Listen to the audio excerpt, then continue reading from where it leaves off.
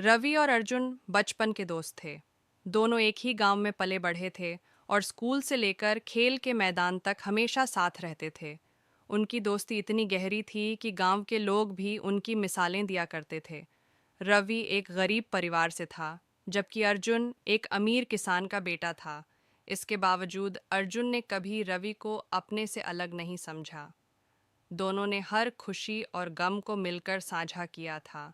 समय बीतता गया और दोनों युवा हो गए। अर्जुन को अपने पिता का खेती का काम संभालना पड़ा, जबकि रवि को शहर जाकर नौकरी की तलाश करनी पड़ी।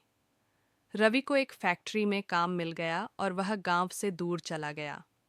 दोनों दोस्तों की बातचीत कभी कभी ही हो पाती थी, लेकिन उनकी दोस्ती पहले जैसी मजबूत थी।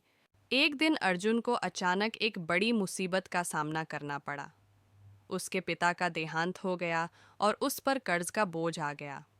गांव के जमींदार ने कर्ज न चुका पाने पर उसकी जमीन छीनने की धमकी दी।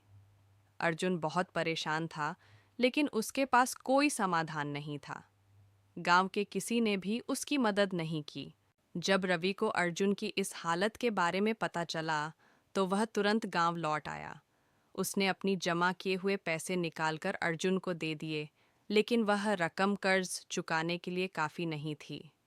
तब रवि ने अपनी नौकरी छोड़ दी और अर्जुन के साथ खेतों में काम करने लगा। वह अर्जुन का हौसला बढ़ाता और उसे मेहनत करने के लिए हौसला देता। धीरे धीरे दोनों ने मेहनत करके खेत को फिर से उपजाऊ बना दिया। कुछ ही महीनों में उनकी मेहनत रंग लाई और फसल अच्छी हुई। अर्जुन ने जमींदार का कर्ज चुका दिया और अपनी जमीन बचा ली। इस कठिन समय में रवि ने अर्जुन का साथ नहीं छोड़ा, बल्कि अपनी नौकरी छोड़कर उसकी मदद की।